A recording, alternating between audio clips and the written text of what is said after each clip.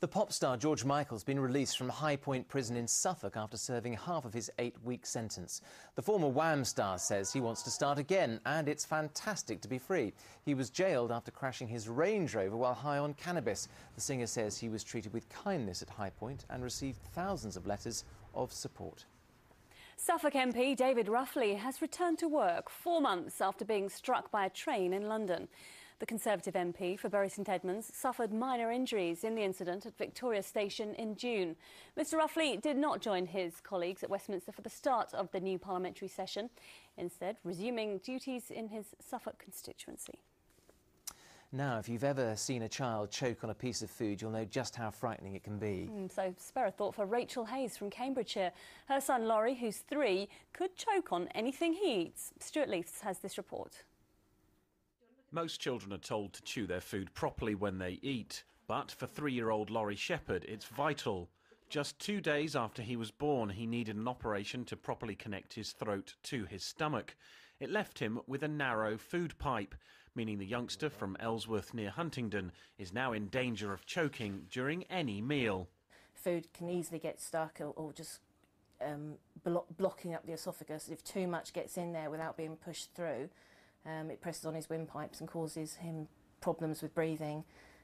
So he's got the feeling of choking as well as being unable to breathe as well, which is very, very scary, especially for such a toddler, for such a young boy. Laurie was born with conditions known as Tracheo Oesophageal Fistula and Oesophageal Atresia. It's found in 1 in every 3,500 babies. These days he can usually cough up food that gets stuck or shift it with the help of a pat on the back, but it will affect him for the rest of his life.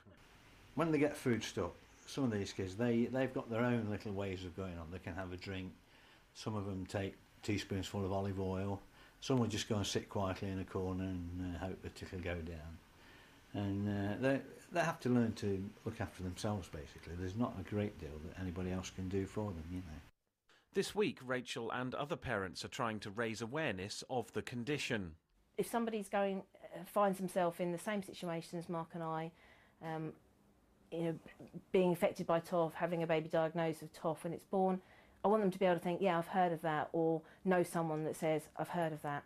So when Laurie's not playing with his food, he has to be a bit more careful than most taking a bite. Stuart Leiths, Anglia News, Ellsworth near Huntingdon.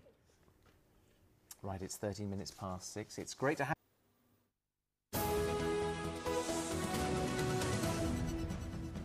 A former builder who contracted an asbestos-related cancer has been told his insurance company are refusing to pay £50,000 awarded to him by a High Court judge. The company is appealing against the court decision, a process which could take longer to resolve than Dave Marney has left to live. And that's despite the fact he hopes to use the cash to pay for life-extending treatment. Tom Barton has more. Even walking round the park in Colchester is a massive effort for Dave Mahoney these days. A few years ago, he was healthy and active. Now, each step takes effort. His lungs riddled with cancer caused by asbestos he inhaled while working as a builder. The hardest part is the breathlessness. I mean, it's getting to the stage now where maybe on a good day I can walk 100, 150 yards. On a bad day, I struggle going to the front door.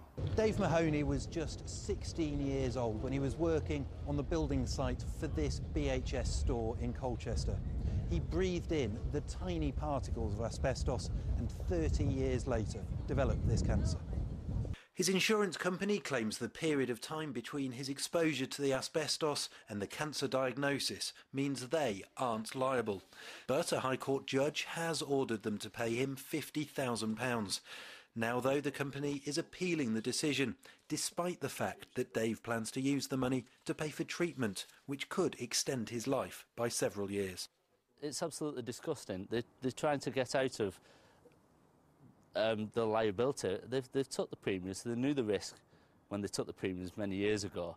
And for 50 years they've been paying out on mesothelioma claims, and it's just recently there's been a number of attacks against these poor people who are now suffering. It may take 18 months for the legal system to work, and Dave doesn't expect to live that long.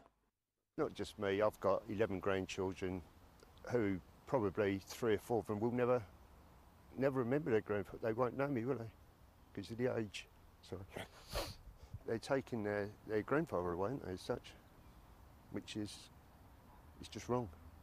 Dave has just one wish: to see his grandchildren start school. But he fears that legal wrangling could take away any hope he has of living to see that happen. Tom Barton, Anglia News, Colchester. 32 workers in Norwich made redundant by the property maintenance company Connaught have been taken on by another firm. Connaught went into administration last month with a loss of more than 300 jobs. The construction company Lovell has employed part of the workforce after it was awarded an emergency contract to carry out jobs on council properties. A cyclist who died after a crash in Chelmsford has been named as 57-year-old Nicholas Cherrell from Great Lees. It happened on Main Road in Ford End yesterday morning. The driver, an 18-year-old man from the Great Dunmow area, has been arrested on suspicion of causing death by dangerous driving. He's been bailed until tomorrow. People living at Little Dunham in West Norfolk are celebrating tonight after Breckland Council threw out plans for a new power substation that locals claim would have ruined their village. Little Dunham Action Group claimed the proposals by Warwick Energy would have totally changed the character of their rural surroundings. A hurricane that fought in the Battle of Britain has made a 400-mile trip to Suffolk for repairs. The plane, one of the last of its type flying, had engine problems after taking part in an air show in the Czech Republic and was forced to land in Germany. Right, let's have some